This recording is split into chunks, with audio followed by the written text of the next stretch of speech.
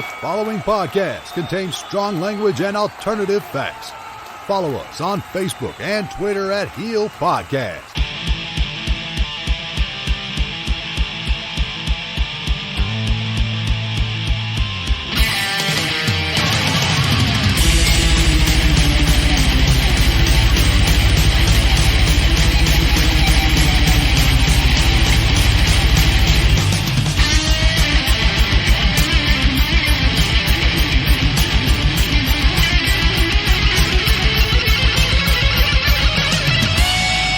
Over the airwaves and under the influence, we are Turning Heel.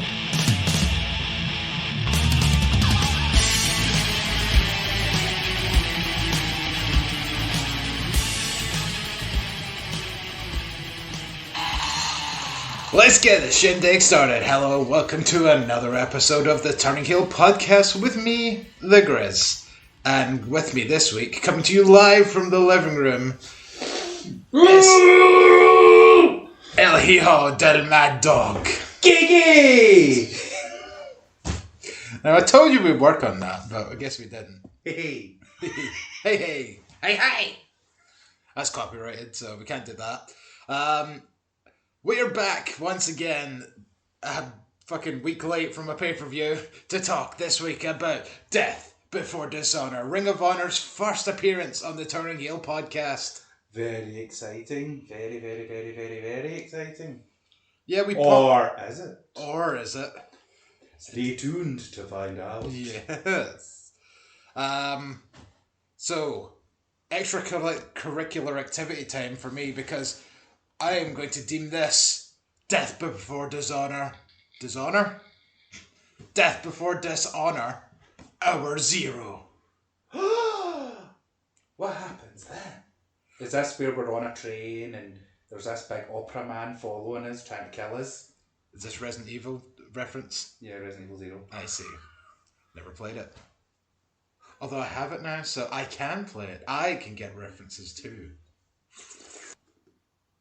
But no, 0 hour means La Faction Ingovernable taking on Violence Unlimited for the Ring of Honor Tag Team Championships, which appeared in the most recent episode of Ring of Honor television. The episode before Death Before Dishonor? It practically came out the same day, so it's very confusing in timeline cases. Okay. But thankfully I watched this first. I did not. Ah. Shocker. Yeah, because they announced on the show that this match had to be put on TV because there was potential of up to 3 matches from Dragon Lee, being that he was the TV champion and being number 1 contender for the tag titles and 6-man titles. So they've had to have recent pay-per-views having people wrestle twice, and they were like, right, we're not doing that for this show, so this one will be on TV. So Dragon Lee and Kenny King, representing La Faction Ingovernable, took on Violence Unlimited's Homicide and Chris Dickinson. Oh, I like Chris Dickinson. The Ring of Honor Tag Team Champions. So the ending stretch kind of came with Dragon Lee hitting a shitty Rana on Dickinson. Lee gets a German off the ropes on Dickinson using the momentum. Homicide gets a cutter on King for 2 as Lee breaks the count using Dickinson. There's a double under powerbomb for a deep 2 count by King on Homicide. Lee takes out Dickinson with a dive. King then hits the Royal Flush, then blocks Homicide from breaking the pin, but still a kick out. Lee with the cover, that's what I just said. King takes Homicide out with a crossbody to the floor. Lee goes for the lobster kick, but Dickinson hits a dragon screw to Lee's leg, and Lee's leg bent in a very disgusting fashion. I'm surprised that thing did not shatter into a million pieces. Lee fights back, hits a lobster kick, gets 2 count, and then goes for the running knee, square at the face of Dickinson. It's over, and La Faction Ingovernables have won the Ring of Honor Tag Team Championships. Oh my god. A little bit of extracurricular activity here to set us up for Death Before Dishonor, Hour 1. Hour 1. Whoopa! We start with a 10-bell salute to Daphne. Yeah. It was sad. It was. Do you know what I really liked though? The fact that as soon as the 10 bells was done, they didn't all go, "Way!" But I was like, do you know what? That was really nice and respectful. Yeah. I'm digging it. Yeah. Our first match and our only match on Hour 1 was, bear in mind, Hour 1 is the pre-show for Ring of Honor pay-per-views, was a 15-man Royal Rumble. Honor Rumble. Honor Rumble. It's just that. Do you want to get sued? I don't. A 15-man Honors Rumble. Our first entrant was Mecha Brian Johnson. Mecha versus everyone. I don't get it. It's not like mecha as in like a robot or anything. It's mecha as in the holy place. I thought it was mecha as in like, as if it was meant to be kind of like frat boy. Isn't there like something like that? No, like MECCA is mecha, and it's like the big massive cube thing where Muslims go to pray. I think it's Muslims. I hope it's Muslims. Isn't that mosques? No, it's like they go and pray. This is like, if I'm right in saying Muslims, then it's like their version of like the Vatican for Catholics. So it's the Mac Daddy of all prayer places. Mm. It's like that's why like Madison Square Garden gets referred to as like the Mecca of entertainment. Okay. Well, Mecca is also a city in Saudi Arabia, according to Google. I think that's where it is, Saudi Arabia. Right, I've typed Mecca in to Google, and I'm getting a lot of bingo. Why not try Mecca religion? I'm not trying to find Mecca religion. I'm trying to find like Mecca as in powerful. As in powerful. So it's like Mecha Streisand. Yeah. So that would be MECHA. Like Mecha Godzilla. Yeah, so like big Not kaiju. So not MECCA. Alright, we'll type in Brian Johnson and see the Mecha. So he is the Mecha. So I guess just adding that A or the even to the beginning of it kind of makes a bit more sense. I don't get it. Well, we'll leave it at that. He's the Mecha. He's making stuff up. Jesus. Well, speaking of Mecha, entry number 2 is Brian Malonis of the Bouncers. Beer. More beer. Well, I love that. So these two start off. Brian Malonis, as they mentioned, is a member of the Pure Division. I really would like to see him actually try and do some pure wrestling as a big boy. I know, I'm intrigued. And just like that one thing alone has made me like, okay, more Ring of Honor for me, please, until we at least see this. Mm-hmm. The two of them kind of start with the almost pure style as Johnson kind of pushes Malonis onto the ropes and he's like, hey, rope break. He's like, you love your rope breaks, right? And so Maloney lets go, and then Johnson just grabs him in a headlock. He's like, ah ha ha ha ha, sneaky bastard. Entry number 3. It's Danhausen. No, it's not. Beer. I'm just excited for Danhausen. Well, fucking wait your turn. You fucking ruined it now. Entry number 3 was the Beer City Bruiser. Queer, more queer. He's been doing that like all night last night. Beer City Bruiser comes into the match screaming Philly sucks. So, I mean, his opinion. There's a double team boot and a sidewalk slam from the Bouncers as entry number 4 is Danhausen! Yay! Got on the second go, well done. Double choke slam by the bouncers onto Danhausen. Boo! And then I'm pretty sure that Danhausen just lays on the mat for about the next 90% of the time that he's in this match. Yeah, good for him. He's fucking smart. Smart. Cole then just turns around to Ian and says, "Oh, by the way, there's 16. And Ian's like, "What?" And then, honk! Entry number 5, Caprice Coleman. Fucking jacked. When you look like that, why are you spending the time being on fucking announcing? And why are you wearing a big suit and jacket? At least show off the guns. He just has like a shirt, but it's like cut there, like Tanahashi's jacket for his titles. Yes, his wee window. His window jacket. Caprice comes in, takes out the Bruiser. Entry number 6 is Sledge, as Brian Zane joins commentary and keeps calling him Steve. It's like, it's Steve! It's like, oh, Sledge. Oh, sorry, Sledge. Oh, he's shooting, brother. Ooh. Sledge and Danhausen then double team Johnson, as entry number 7, PCO, makes his way to the ring. And at one point, PCO starts attacking Danhausen. Boo. And Major malfunction. And then kind of apologises for it. So PCO is kind of running this gimmick where he's malfunctioning. But it's because he used to have his manager that used to help him out. Mephisto. And he's disappeared, so... And Danhausen's took over. Danhausen was using him to try and get the tag belts. Mm-hmm. And every time he malfunctions, and so Danhausen starts using him, so he's like, he would stand in front of opponents and go, boogity boo! And then as PCO would run at them, Danhausen would jump out the way. Did you go back to that more? I enjoyed that. Entry number 8 was PJ Black. Nothing really interesting happened between this.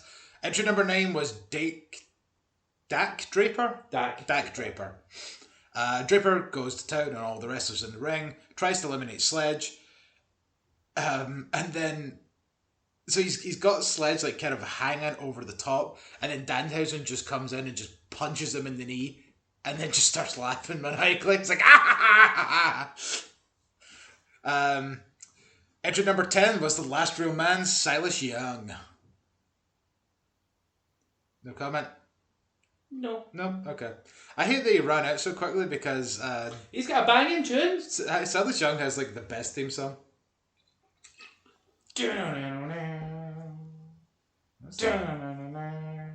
That's not it. Well, in my head, that's what it sounds like. Okay, well, get it out of your head because that's not what it is. You getting muddled up. Because his goes... I think I might be getting it confused either with an old theme or... Racist. Or ageist. Someone else's theme. Probably. Draper keeps avoiding elimination from Sledge, but just like he's holding onto the ropes with both hands, and then Sledge takes out one of the arms. And it's like, oh, holding on with the other arm. So then he takes out that arm. He's like, quick switch back to the other arm. So then he goes and takes both arms out. He's like, oh, grab the next rope down. Plus, like Draper, big guy to be doing kind of shit like that, is quite impressive. Eventually, Sledge gets eliminated by Draper, and then Danhausen is just lying on the other side of the ring and just starts laughing again because he's evil. Yeah, and he's good. But Sledge also beat the shit out of him earlier. So 11 of the entry variety was Ray Horace, and number 12 in was Dante Caballero. Yes, I had to write that down in phonetic to know how to pronounce it. Because it's like spelled like Caballero, but it's Caballero. The 3 Caballeros. They say we're birds of a feather. That's my birdies. Alright. But I've only got 2 hands, so I can only do 2 of the birdies. There we go. That's them talking. Well, I guess you could bring that back for the opening contest of the actual pay-per-view. Oh, yes! Dalton and his chickens. So Dandy hits Danhausen with a knee to the gut, and Johnson eliminates Danhausen to a yay boo, because they're in Johnson's home state of Philadelphia again, as they were for the last pay-per-view. So obviously fan favourite, but them eliminating, fan favourite Danhausen, it was like, yeah, boo. I am conflicted on how to feel about this. Because he's good and he's evil, so it's like, yeah, you eliminated the evil guy, but it's also, yeah, boo, you eliminated the good guy. Yeah. So everybody beats down PCO until he breaks free. PCO goes for the chokeslam on Johnson, but then PCO short circuits and then eliminates himself. He just turns around and just goes, ah! And it just dives out the ring. I love the fact he's a fucking madman. Oh, that's brilliant. Entry number 13 was Flip Gordon, but apparently he is suffering from retrograde amnesia. Yeah, he got a conk to the head. Ooh. And now he thinks he's...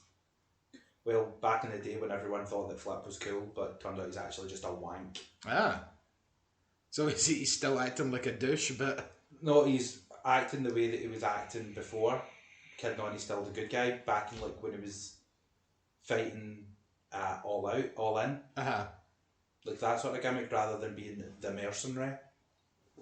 Right, which is... he's been doing recently, I joined Enterprises. And now he's... Redacted! And then he kind of went solo. Yeah. But he's just... His philosophies on things make him a dick. Yeah. Fair enough. Flip takes out the last real man. It's entry number 14. Joe Keys from AEW Dark shows up. That's about the extent of that. The dojo combo is Dante with the Claymore with Keys connecting into a German. Then Dante tries to eliminate Keys and then they begin to fight.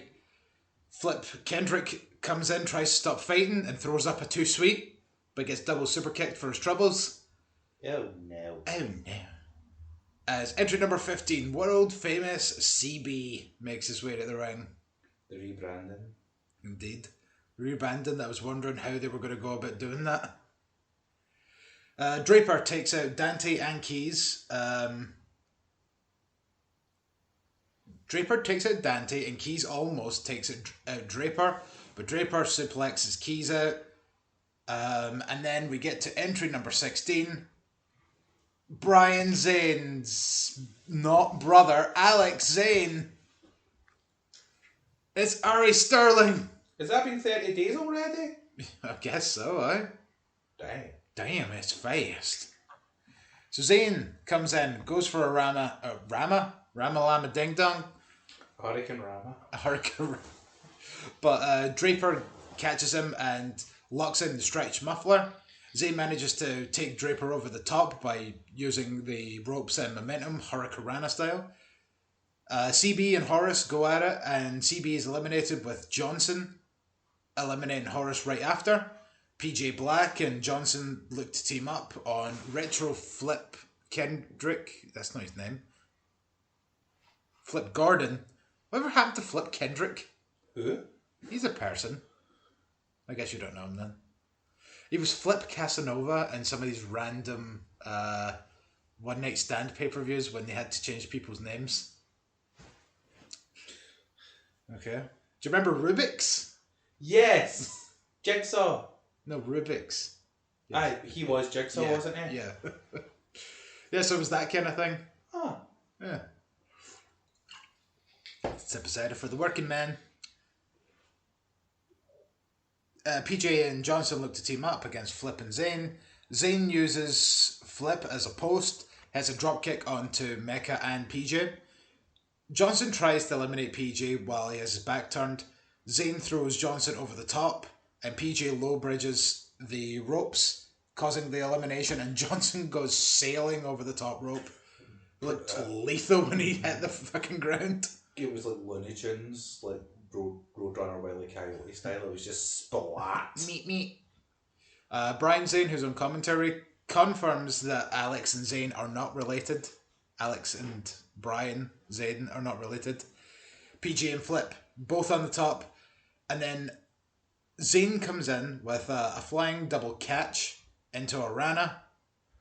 Flip has Alex on the top. He's got it on the top corner.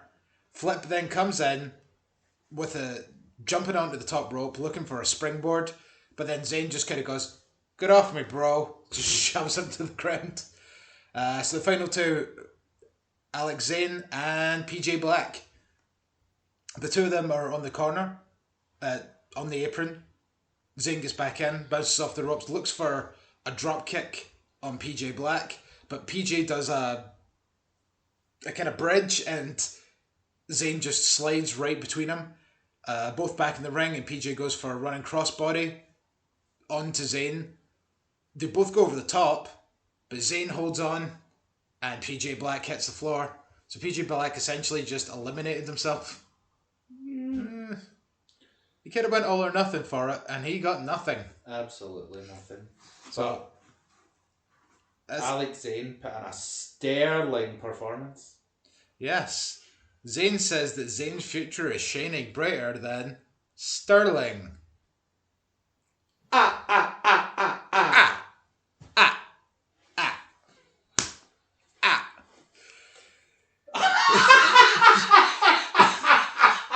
I just clicked with that voice. All that was missing was the strut.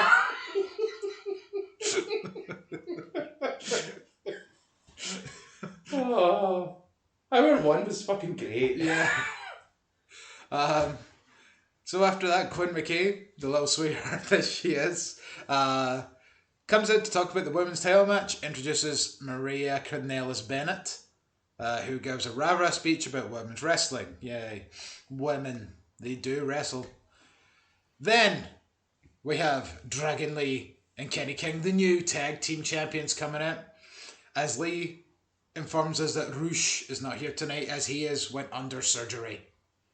King cuts a promo on Shane Taylor and their match later on tonight. Ooh, build. Death Before Dishonor, Hour 2 starts with Eli Isom taking on Dalton Castle. Dalton Castle now running kind of the same gimmick, but as a heel. Yeah, he's turned heel kind of like after he got dominated by Rush. Yeah. It's kind of like he's like Hollywood now. Because they keep bringing up the Family Feud appearance that he was on with Team David Arquette.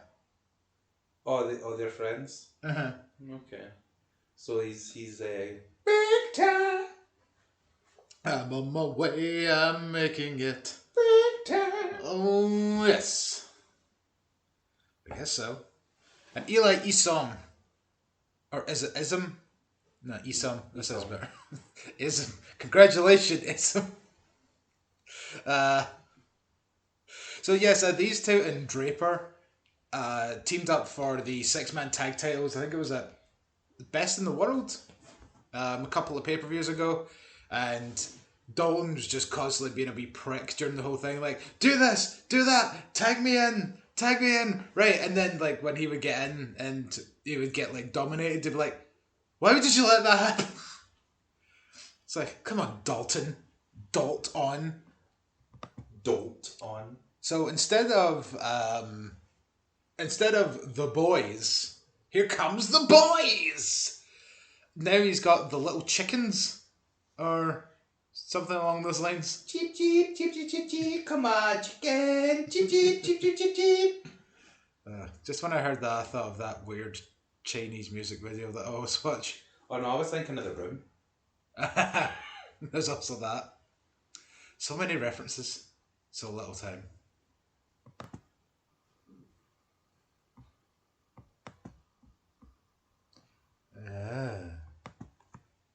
So, as I says, these two along with Draper went for the 6-man tag titles at one point. So, to start this match, Dalton is hiding behind his baby chickens at ringside. Then he tries to jump Isom. Is that what we're going for? I think that's the pronunciation I'm going for. But Isom hits a back body drop, and Dalton Castle folds up like on his fucking neck on the apron. It looked brutal. Isom gets a neck breaker for a deep 2 later on. And Draper, who was on commentary, comes down, taking Dalton out of the ring as Isom was setting up for a neck breaker of some kind. Something. Isom with a triangle moonsault onto the baby chickens. Dax tries to attack Isom but gets booted in the nuts. But this distraction helped Dalton come in. He's gone for the bang ring. Isom countered that.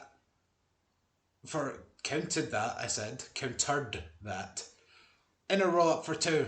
But Dalton kicks out. They get back up. Dalton goes back to the well. Gets the bangarang on the second attempt. 1, 2, 3. And Dalton Castle is the victor. Dalton Castle, I feel, has been on like the first match of like almost every Ring of Honor pay-per-view I've watched since I've started watching it again recently. I suppose it's pretty decent little act to kind of start off a pay-per-view with. Mm-hmm. Yeah, I suppose. The second match on the card was Jake Atlas taking on Taylor Rust. Or Rust Taylor, as a lot of people called him throughout this match. Because that was his name before NXT. It's not his name now. I know. It's like Taylor Rust. That's what he was called in NXT, wasn't it? Tyler Rust. Tyler Rust. Taylor, Tyler Rust, Taylor Rust. Wee Rusty. Wee Rusty. Rusty Trombone.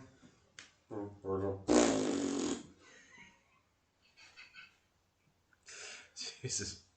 This is why we shouldn't podcast together. I think we're live, pal. We're live, pal. So this match starts off well, and then just grinds to a slog.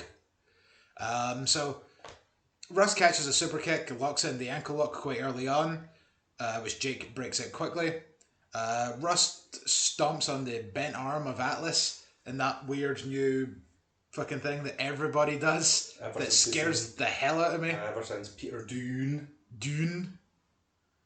But I feel like Shayna Baszler's the one that kind of made it the most famous by literally taking out Dakota Kai with it. Yeah, I forgot about that. Atlas slides into the ring at one point and kicks a cameraman in the face.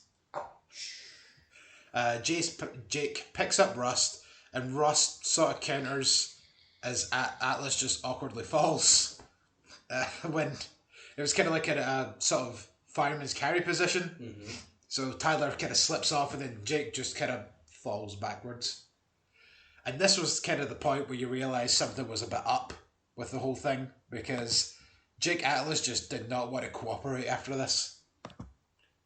He just looked out the game like the lights were on but no one was home. I know, but like, well, because we were talking about this and we're like, we can't really tell whether or not he was actually injured and it just maybe been like a concussion or something, or if just at one point like sort of enthusiasm just kind of left him or something.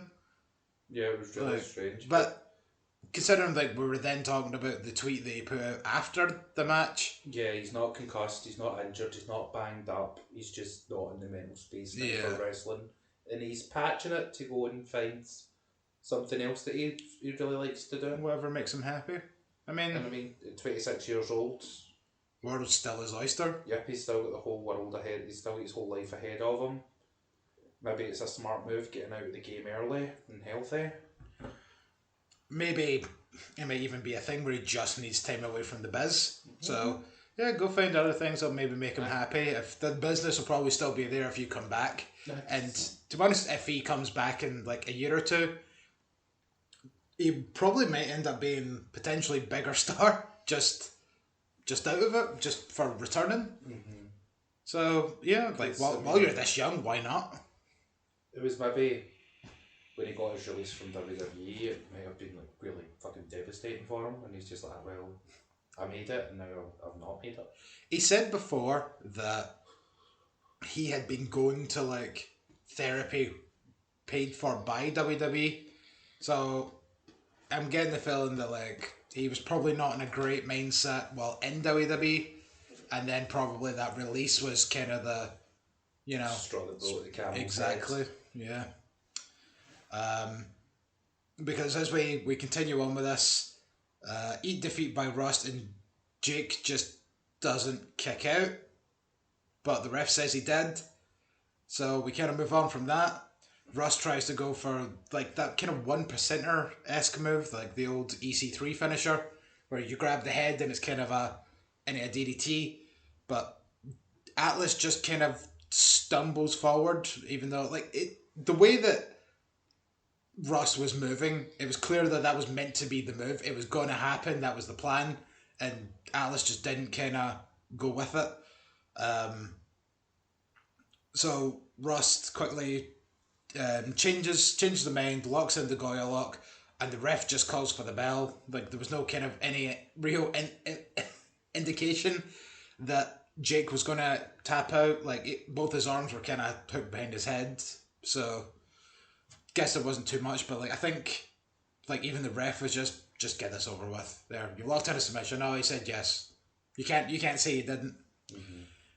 Rust obviously looks very frustrated for obvious reasons after this, because it's not the first match that you want back, and then this is when the commentators say, oh, both these wrestlers have been signed on to appear on Ring of Honor television in the up and coming weeks. Welcome to both of them. And it's like, yeah.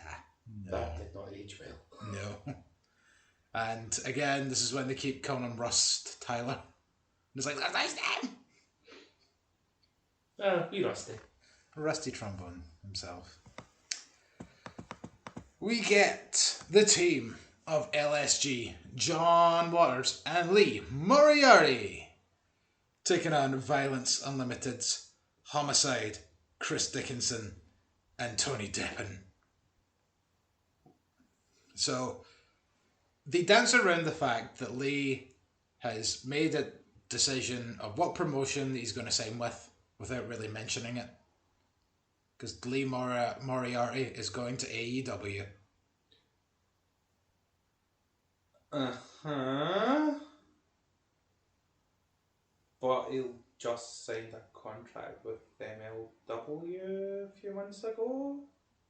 Well, apparently he's been signed by AEW. Because when they were doing the draft, I was telling you about MLW were doing the draft to tell you who was going to show up this season. They announced Lee Moriarty signing a multi-year contract. Well, is this going to be like the Brian Pillman thing again? I don't know. Because wasn't that like an absolute fucking debacle of a contract? Maybe Tony bought it out, yeah. And then signed Lee to a Tony contract. Tony contract? Mm-hmm. I like it. Yeah, because they bring it up like multiple times.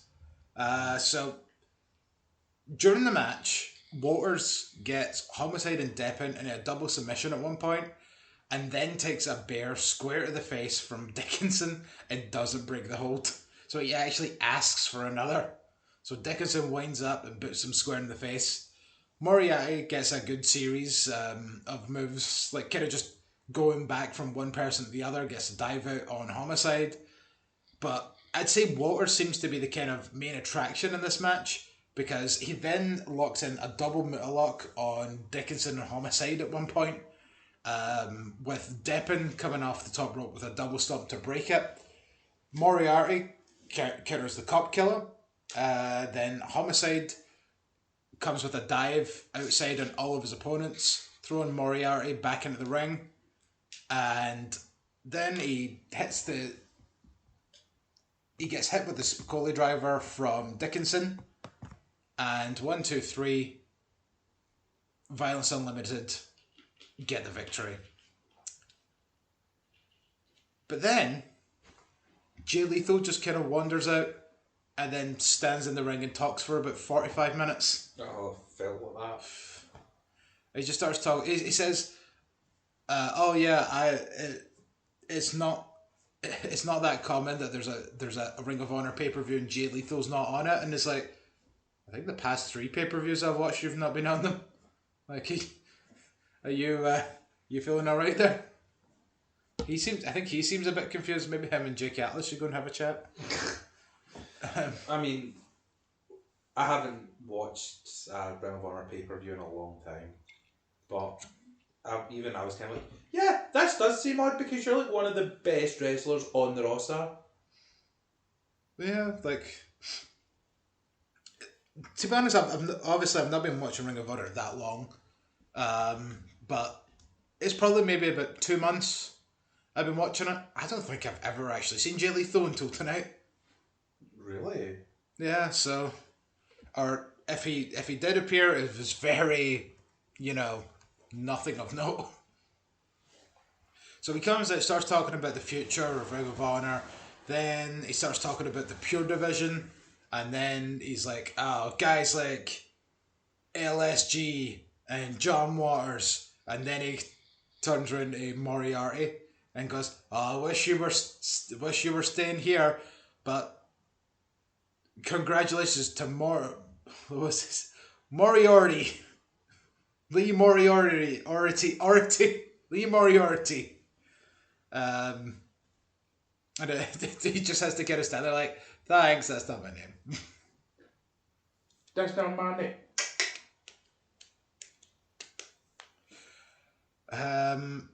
Yep, and then just continues to talk about the Pure Divisions, like yada yada yada.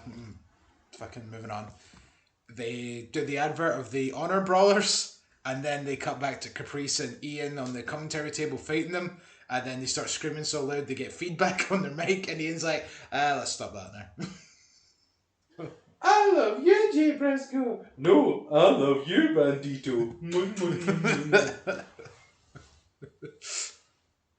Like, whatever you do with your Honor Brothers, it's none of my business. That's what it looked like they were doing.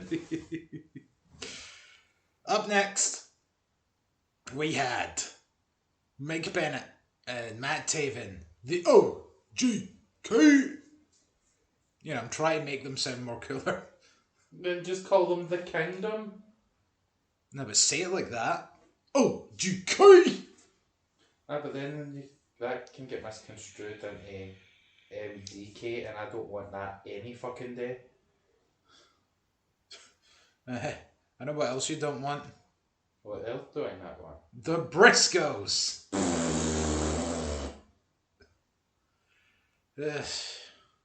And that's all I'll say about that. Mm-hmm. So Matt Taven comes out and they play like part of his Titantron on the big screen, and he just looks like a fucking loser. He's like, "I'm Matt Taven," and he's fucking. Who is it that owns fucking Ring of Honor now? Kerry Silken? The Silkentron? The Silktron? There you go. I know it's the Sinclair Broadcasting Company that own The Sinclairtron? the big Sinky. The Sinky Dinky? Yeah, I just thought that looked really dumb. But that was like his thing when he was doing the Kingdom before. I know. It was Matt Taven. Yeah, he done it a whole bunch of times during this. It's just, I don't know, the Titantron looked really stupid when he was doing it and that. Like, it's something I just couldn't quite put my finger on, but it was just like I was meant to take him seriously, and then I just watched him do it and just went, "You were world champion, and now you're in a pure nothing tag match in the middle of a pay-per-view." No, in fairness, it's not really it's a... Sorry for the people that have stuck with Ring of Honor, I imagine this was a pretty big deal. Because it's the first time they've fought in years as tag teams. From a casual viewer, which is your most important viewer, it's nothing. So during this match, Death Before Dishonor Hour 3 begins. Taven hits a moonsault on Jay and his own partner on the outside. Mike Bennett. Yeah, that one. Then Mark Briscoe, almost with like a kind of coffin drop on everyone on the outside. Froggy Bull from Mark gets a 2 count, and Bennett just in to break it. Jay tries to run interference. But Mark with the Sabu-esque dive onto Bennett on the outside with the steel chair. Boo! Jay sets up the Jay Driller. Boo! But Taven with a roll-up and gets the victory. Yay! Why? Because they're not the Briscoes? Because he's Matt Taven. I'm Matt Taven. I'm Matt Damon.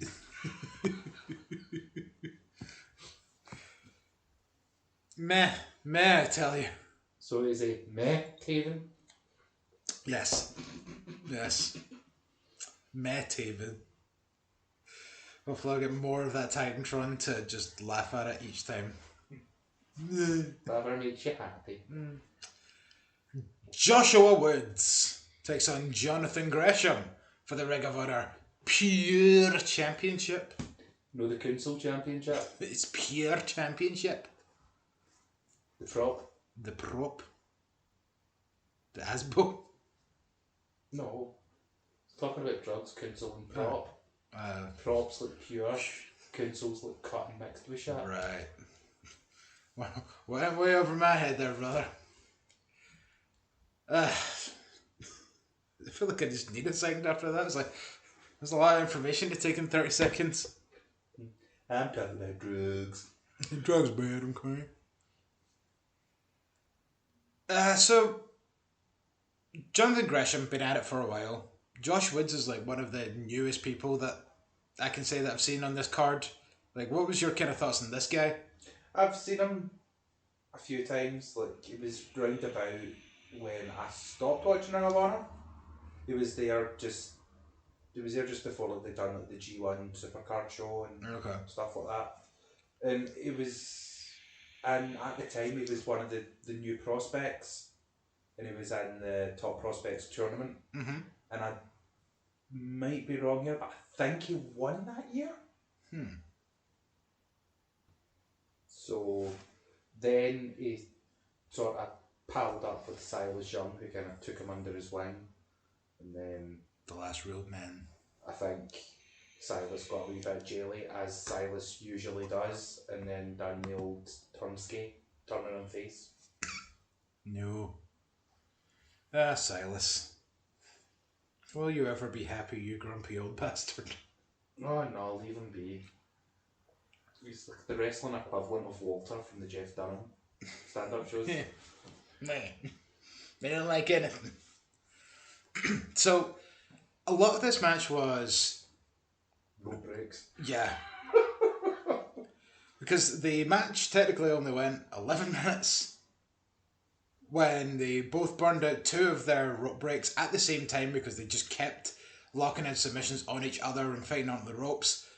Then we got a cradle pin spot where both of them just went back and forth and back and forth and back and forth and back and forth and back and forth and back and forth and back and forth and back and forth. And then both of them, 1, 2, 3. And then everyone was like, wait, were both their shoulders down? And then the ref deems this match a draw. Boo! So Gresham was like, nope. Yeah, let's restart this bitch. And then this is when the match actually starts to pick up, because the first those 11 minutes of where the match stopped, not really that much happened. No, it was very much them sort of feeling each other out, Yeah. and trying to get them to use their rope breaks quick. Yeah, I suppose we should probably actually mention the rules for the pure title are different than your standard rules. With everybody gets 3 rope breaks. After they use them, then you can be pinned or submitted even if you get to the ropes. There'll be no interference from anybody else in the company, because if they interfere, they are automatically fired. Well, then you bring someone in that's not the company. Exactly. Meta. And also, referee, if all 4 shoulders are down at the same time, why even count? Yeah. I guess. It does my head in when they do that. Oh, it's a draw! Or if it's a tornado match and one team's pinning another, but the other guy from the other team's pinning the guy that's been pinned. If you get what I'm trying to say here. And yet the referee still counts. Oh, it's a draw. Don't count either pin. But, yes, jeez. You feel so highly of that. So we get into the sort of second match, essentially. Woods... Round 2. Fight! Woods with a beast of a chop that just crumples Gresham, but as soon as he kind of crumples and hits the mat, he's like, right, grab the leg while I'm down here. They both fight the ropes again, both use their third rope break, and then this just causes like kind of all out panic for both of them. Like, so they just start wailing on each other. Woods goes for the Chaos Theory suplex. Gresham, which he connected with. Gresham didn't look like he kicked out, but the referee says that the shoulder was up, which it did look like it was, so maybe that was why. Woods knocks Gresham down again with a sort of chop or slap, and Gresh kips back up, but the match ends with Josh Woods doing this absolutely insane upside down belly to belly German suplex kind of thing. He had him in like a tombstone position. Yeah. Instead of dropping him on his head, he threw him back. Yeah. So it was like Gresham was upside down, but he still went for like an overhead belly to belly. Yeah. And he just went like... and the fucking whiplash on Gresham, like coming, like his head banging off the mat, was fucking amazing. I know. It was almost like... It was more than 180 degrees that he flipped. Yeah, it was about the third. Yeah, whichever one that is. Between... 270. There you go. I was going to say between 360 and 180. 270. He went 270 degrees around Josh Woods' body. This suplex looked fucking insane. Josh Woods gets the cover. 1, 2, 3. While the pinfall was happening, like Caprice Coleman is just like, he is fucking out. And he was out because that looked absolutely devastating. What a great finish. Fatality. Yes indeed. Just the close-up of Jonathan Gresham's neck just snapping. Whoop-ha! So, after the match, Gresham takes the belt from Josh Woods. Ooh. And then puts it on him by just kind of standing really close to him. Very awkwardly. Like, he put it on from the front position instead of going round the back. And it was just, I don't know. Ooh, give him a kiss. It was very erotically charged. Ooh, give him a kiss. Ooh, it's candy. But Josh Woods is your new pure champion. Can you run that joke again? Pure, dead brilliant. Pure. Oh yeah, remember that? Let's not. Yeah. Oy. Up next, the 6-man tag team championships were on the line as LFI. Did I say that right? Mm-hmm. Yes. La Faction Ingovernable take on the Shane Taylor Promotions in a Lucha Bros match. For the 6-man tag team championships. I did say that already. I was just emphasising. Emphasising. Summarising. Electrifying. So the match doesn't get underway yet, and Kenny King attacks Shane Taylor with a chair. So Shane Taylor gets taken out of the match, and O'Shea Edwards gets replaced into the match. So both teams coming in with a member that had to be replaced like at the last minute.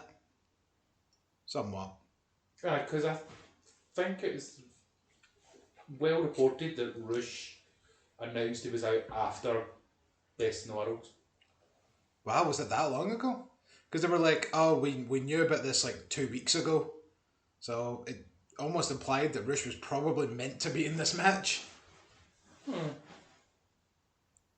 I will get back to you on that. Okay. So Moses and Beastia, the two big boys of the match, come in and they start going at it big boy style. Moses with a hell of a powerbomb and Dragon Lee at one point. Lee gets the running knee on Can. And at this point, Death Before Dishonor Hour 4 begins. So Bestia goes to the outside on Edwards and Khan. Nope. Taking 2 on that fucking sentence. No. I was wrong. It was Glory by Honor Night 2. Got injured. So that's where he got injured? Mm-hmm. Oh. God, and I skipped that match as well. Right, so Bestia goes to the outside onto Edwards, and then Khan comes out onto Bestia. Then Lee comes out onto Khan.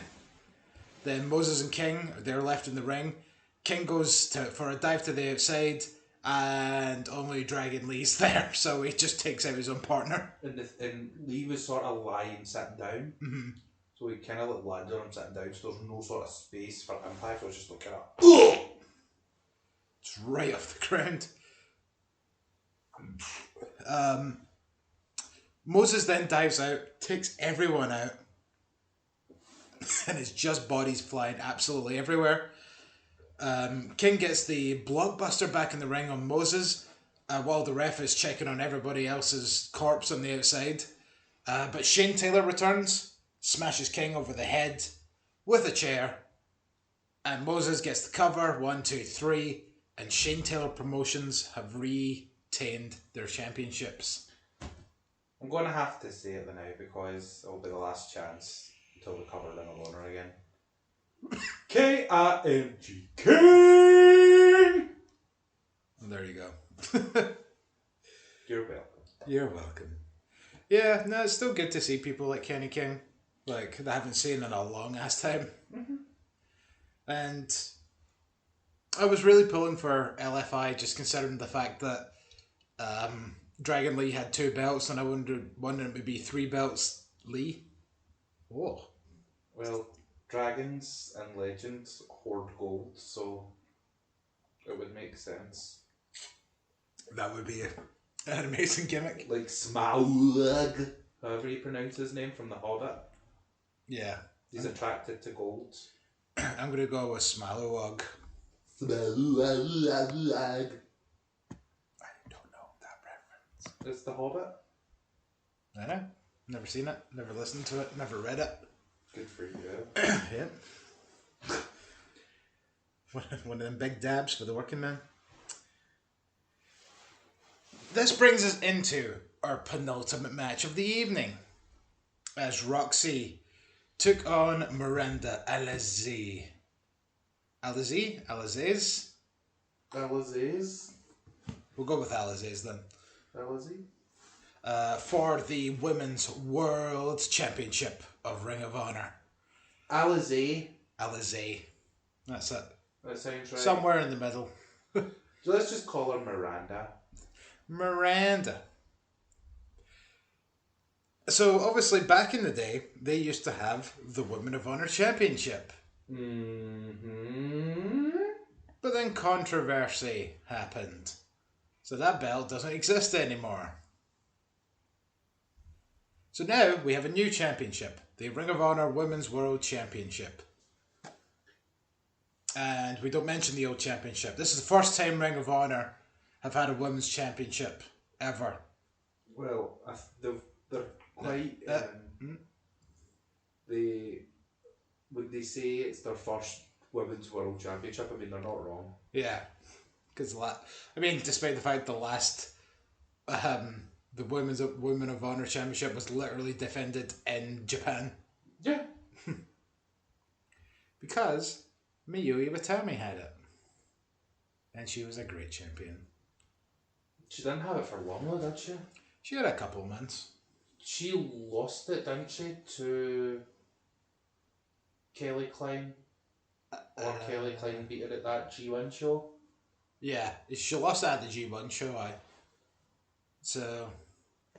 And then I think that's kind of where the controversy of the belt kind of started not long after that. Yeah. I think it was during that reign. I did like Kelly Klein and her weird kind of group of people that come out with that kind of whoosh, kind of weird cage around her as like they made their way to the ring. It amused me. So we had like this big women's tournament. A who's who of wrestlers were in that. Well, or in my case, who's that of professional wrestlers? Because I knew maybe about 2 or 3 people in this tournament. Yeah. And you Sumi Siaki, Uh-huh. and you Angelina Love, Uh-huh. and you Quinn McKay. Alright. So did you not know... I keep wanting to call her Becky Bayless, but that's not her fucking name. Because that was Cookie from Impact. What the fuck? Oh, Nicole Savoy. I also know Nicole Savoy. Little Swole. What? The fucking Thingy's partner. Angelina Love's partner. Her name's escaping me right now. Mandy Leon. That one. Yeah. Did you not know her? Aye, but I've only really known her as a ring girl. Right, okay. So you didn't know her as a wrestler? Aye, because she showed up with... When Angelina showed up with Velvet Sky and they started doing the Allure thing, then Mandy joined that. She only just really began to do things. Wrestle. Yeah. So Aye, I've not really seen Mandy Leon wrestle. She was always the kind of girl doing what Mackay does now. McKay. Where she would be the one that's like, welcome to Ring of Honor TV, we've got 3 matches here tonight. And then she would cut in like, oh, look at this merch. It's certainly very merchy. Wouldn't you like to enjoy this merch? Sell. Sell. Sell. But maybe a bad time to say don't sell that. Yeah, I was considering asking if you wanted to talk about that episode. Maybe. Yeah, let's not. Let's not. No, we don't want to get in trouble. No.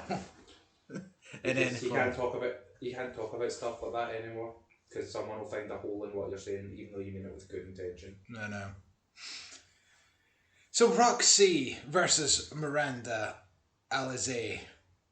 The two of them, they've fought hard to get their way to the final. Little Rok-C, she's only 19 years old, but has apparently been wrestling since she's like 13. Yeah, training with the old books. Shucky ducky quack quack. Saga! So yeah, it's like, despite the fact she is only 19 years old, she's been in the game for a while. Very a la TJP. But she didn't make her pro debut until like last year or something, or 2 years ago. Mm-hmm.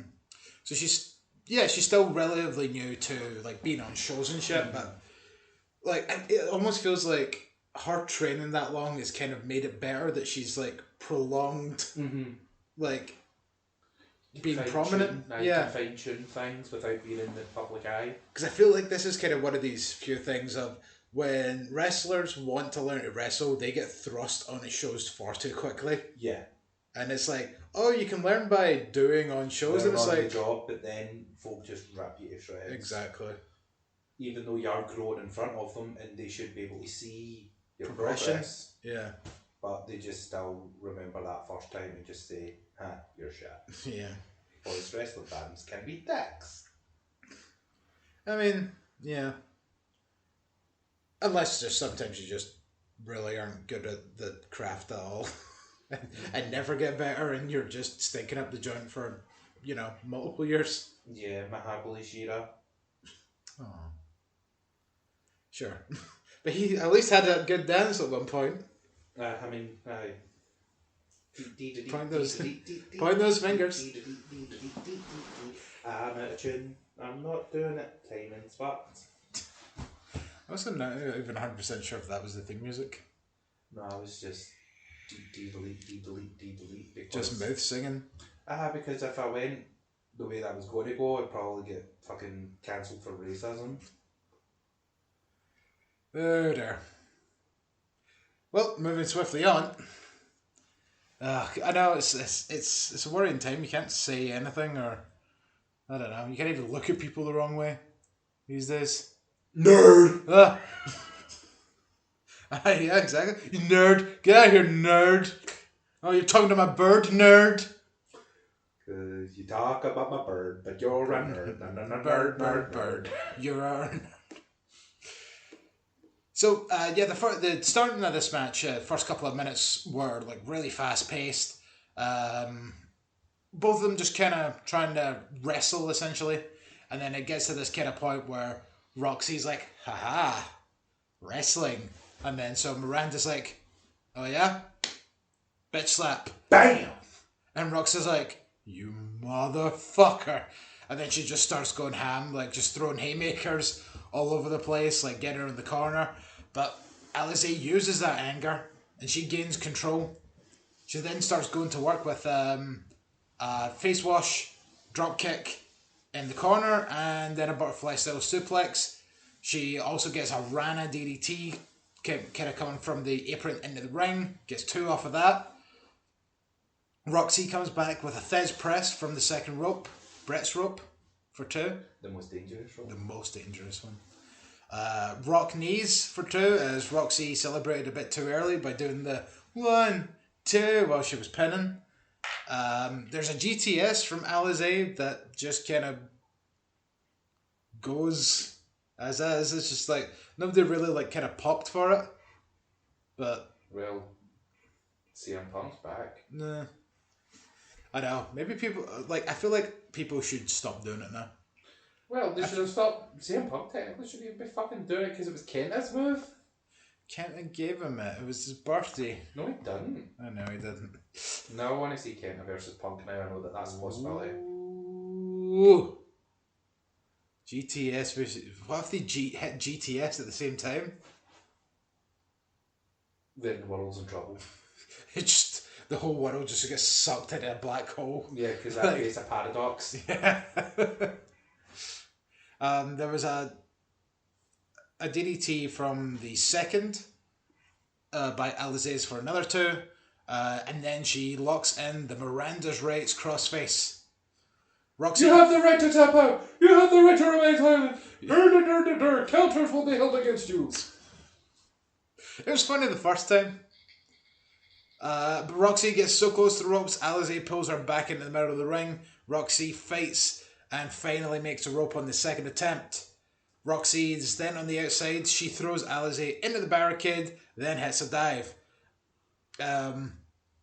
Alize comes back with a drop kick of her own while Rok-C was getting in the ring. Hits a dive of her own to the outside, but almost drives her knee right into the chest of Rok-C. No, she had her face. Oh. The knee had her face. Oh, was it the face? They were like, oh, you got her in the chest. I was like, no. Bitch, get a knee in the face. No. Then both of them are down, and at the count of 19.9, they get back in the ring. Was it 19? Do they still do the 19 count? Pretty sure they do. Yeah, Ring of Honor do it right. Yeah. Alize is with a cutter, setting up for her drive-by kick, but Rok-C pops up, hits a running knee. Miranda's Rights gets locked in again as Rok-C counters in her own version of the crossface.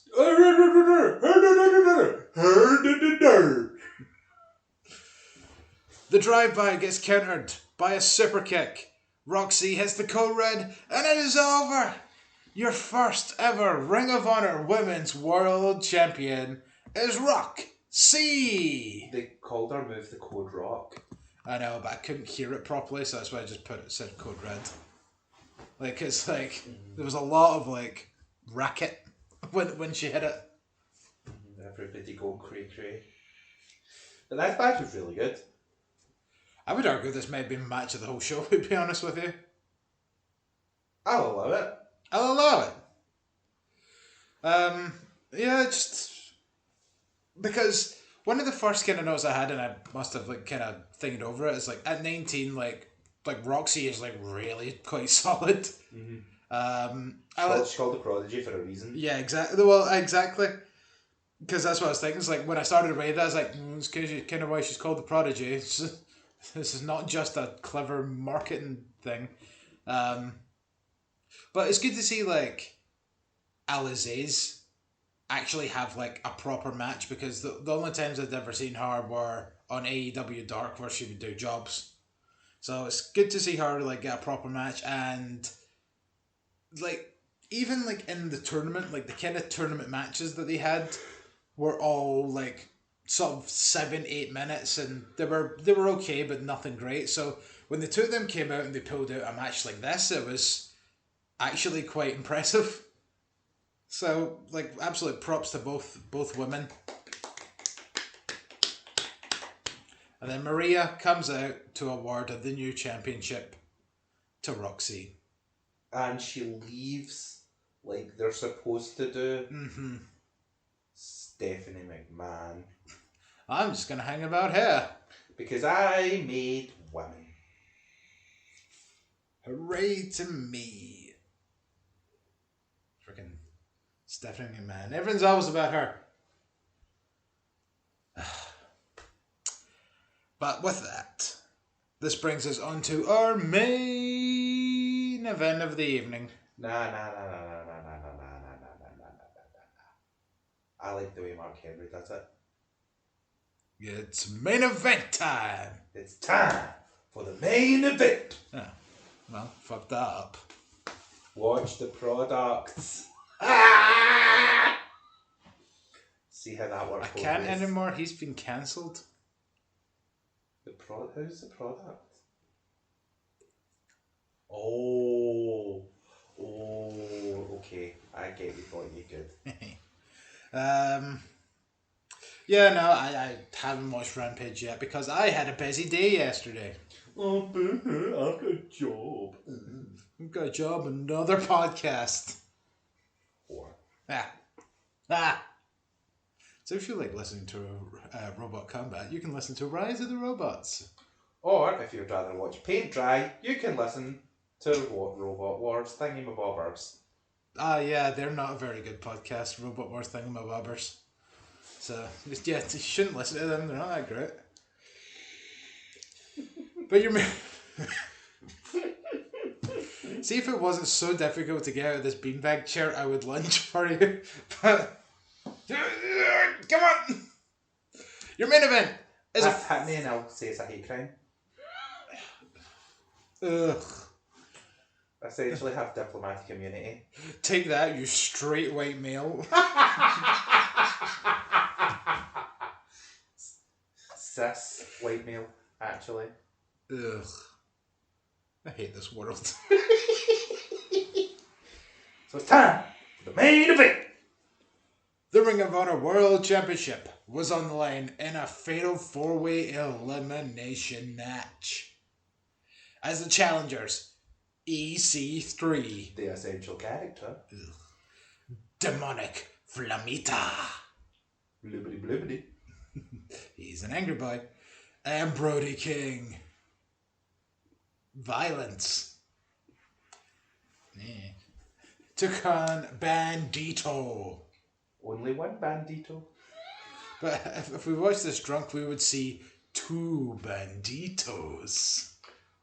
Or 2 cute little kittens. Shut the fuck up. Well, there was 2 Banditos in here, but you took them through the kitchen into the recycling. And while I was walking through, it was just like 2 Banditos. You've been struck by the 2 Banditos. You had been struck by the 2 Banditos. But that was them singing back at me. I love how we're not wanting to talk about this main event. It wasn't a bad main event. Like, just... But it should have been the main event after what we just saw. Yes, agreed. I know, because I didn't feel like this match went very long, and we'll kind of sort of discuss why, because being a elimination match, I was like, oh, this has potential, this will go on a while. And it just didn't. It just really didn't. Flemita takes Bandido out of the ring and sends him at the barricade just to kind of start the match, while EC3 and Brodie Lee go sailing over the top rope after an interaction. Then Bandido does 3 revolutions round Flemita, then hits the head scissors, then hits the Fosbury flop. The Fosberries taste like Fosberries. I thought he said boss berries. What's Fosbury flop? Aye, but he says the Fosberries taste like boss berries. That's what I got, but... Don't. It reminds me of that time on Raw where the Miz says, I'm gonna let bygones be bygones, and then like Corey Taylor, Corey Graves just goes, oh, that's really nice. He's letting bygones be. There it goes, it is. Start it.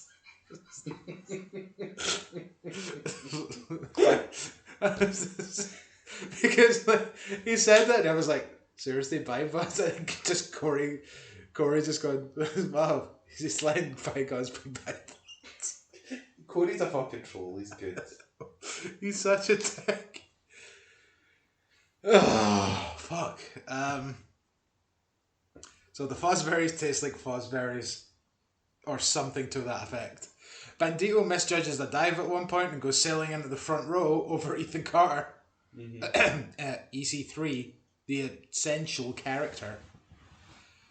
I don't like the essential character.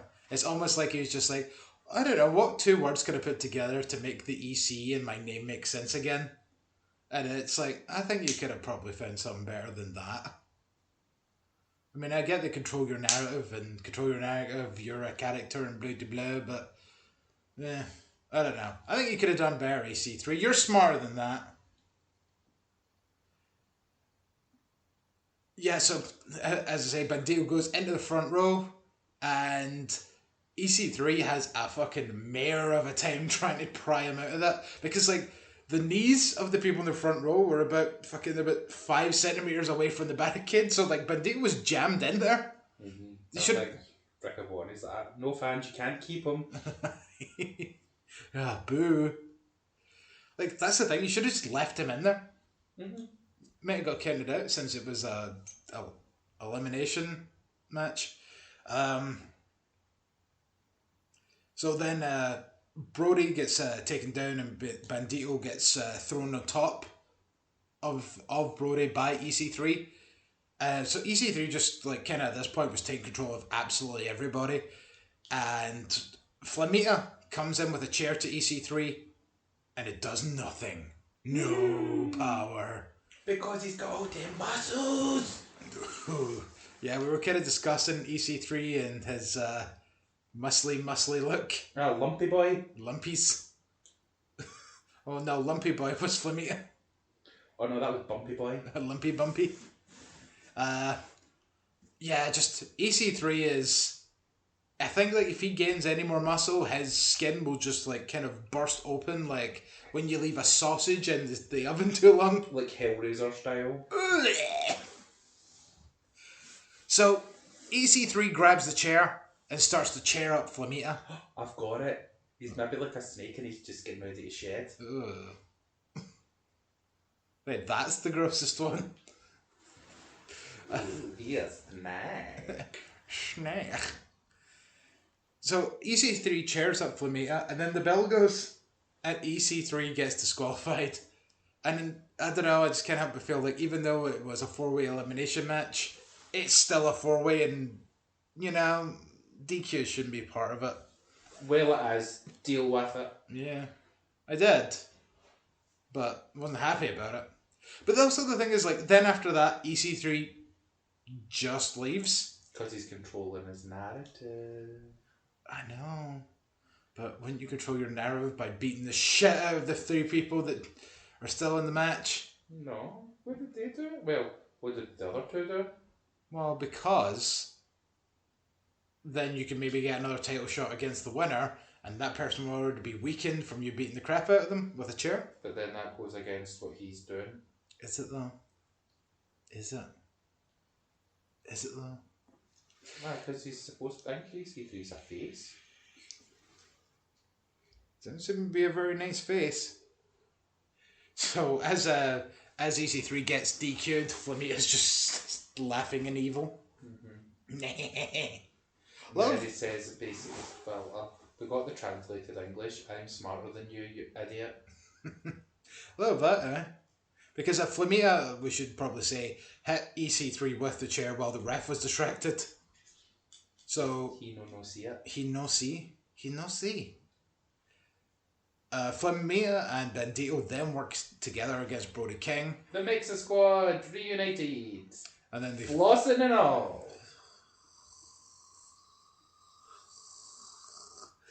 Floss isn't even relevant anymore. Stop that shitty dance move. Fortnite's still a thing, therefore the floss is still relevant. There's other stuff now in Fortnite. But they did hit this beast of a elevated Canadian destroyer.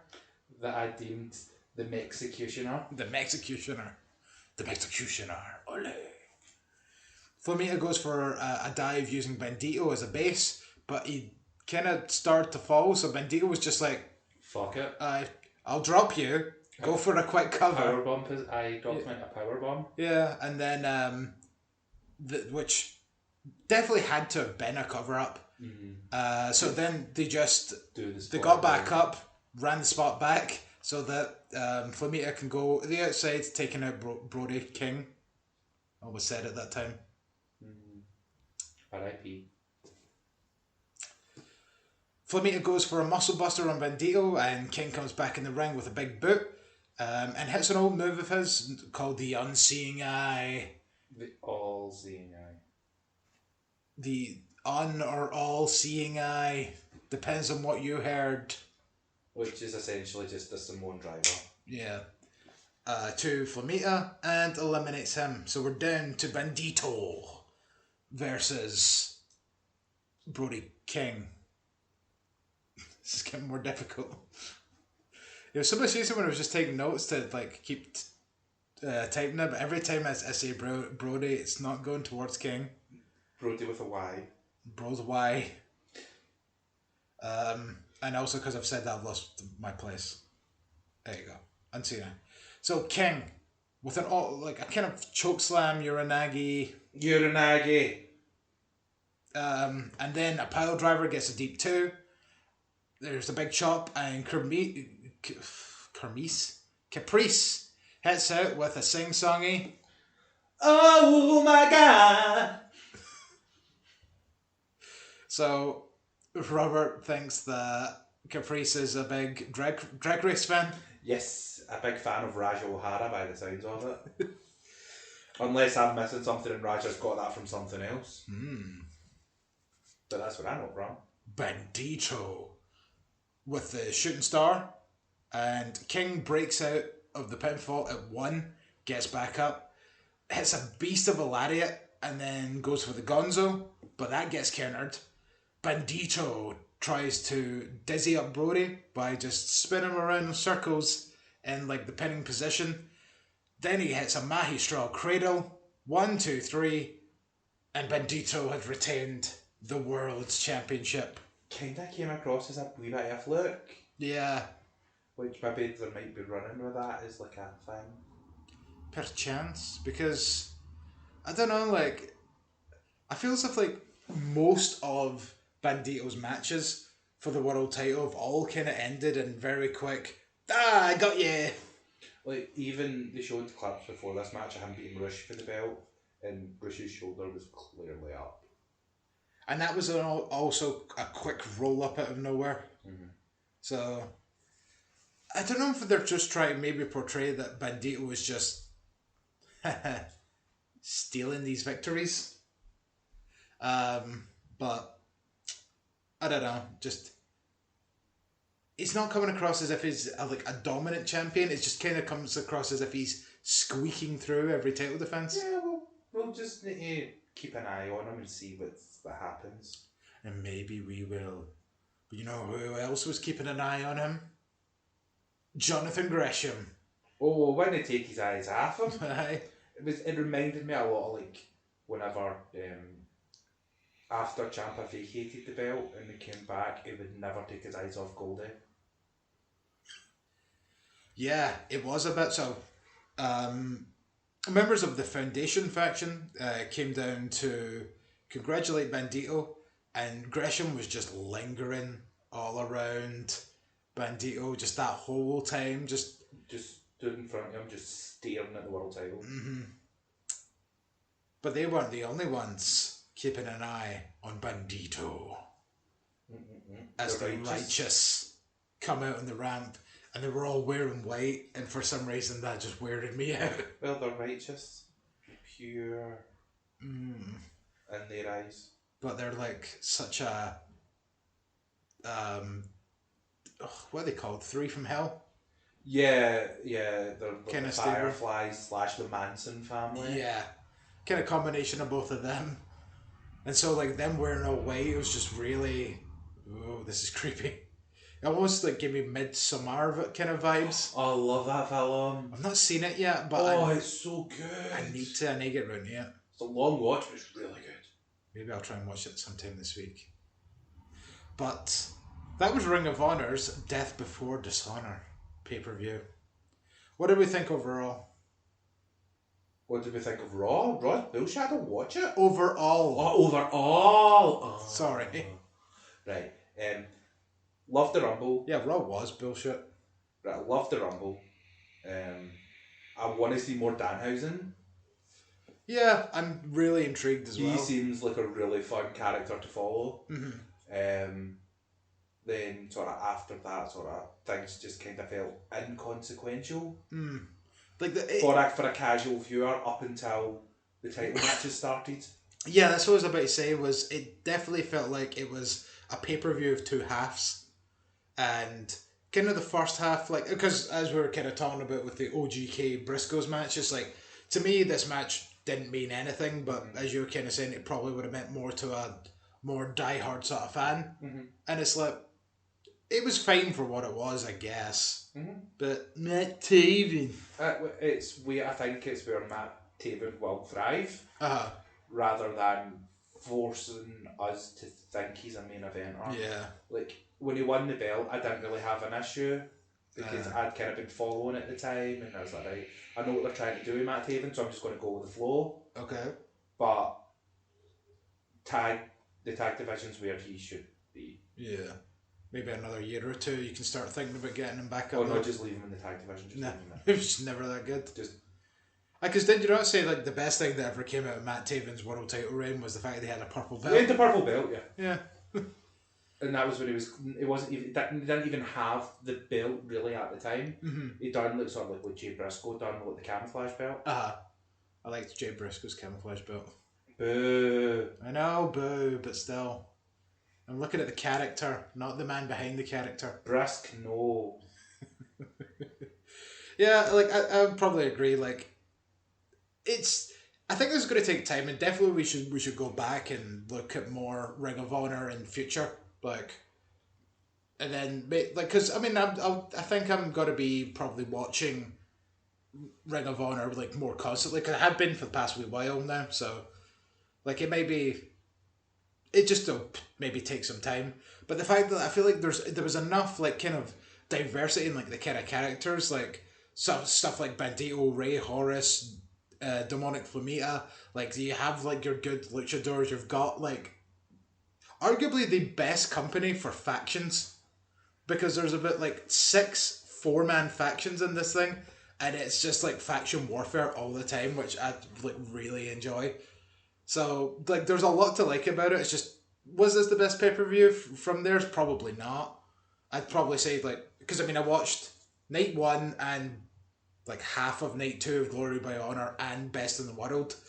And I would say that they were probably better, but, you know, not every pay-per-view is going to be a home run. But I think we should definitely keep an eye on it, and I think we can come back to this at a future point. And maybe, you know, opinions might be completely the other way around. Yeah, we'll see what happens. I'm down for watching another one. Keep review. Yes. Because I've now made the executive decision that you can sit and watch all the weekly shit, and I'll just watch all the shit that you won't watch. For example, Roads to the Top. Oh, thanks. It's really nice of you.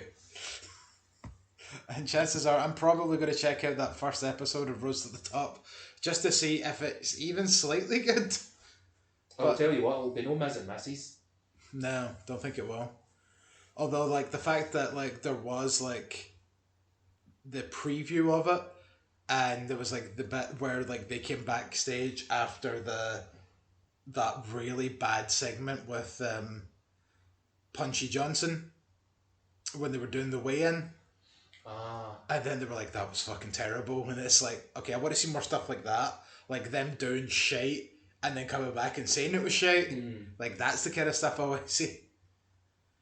So, I don't know. Maybe we might review the first episode. But, well, with that is us for now. That was Ring of Honor's Death Before Dishonor. But we are not done this week. And as tomorrow, we will be back once again with Impact Wrestling's latest offering of Impact's Victory Road 2021 coming at ya. Impact Plus. Impact Victory Plus. Road. Because they do the wee specially things. Yes. But with that, I have been the Grizz. I'm better than you, and you know it. Oh. See you later. Right, there you go over here at...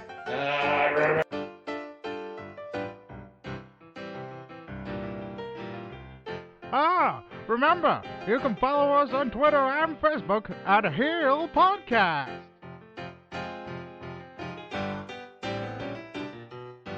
And also, don't forget, you can hear our archives on the World Wide Web at heelpodcast.co.uk. Well, that's all, folks. So long. Have a good day.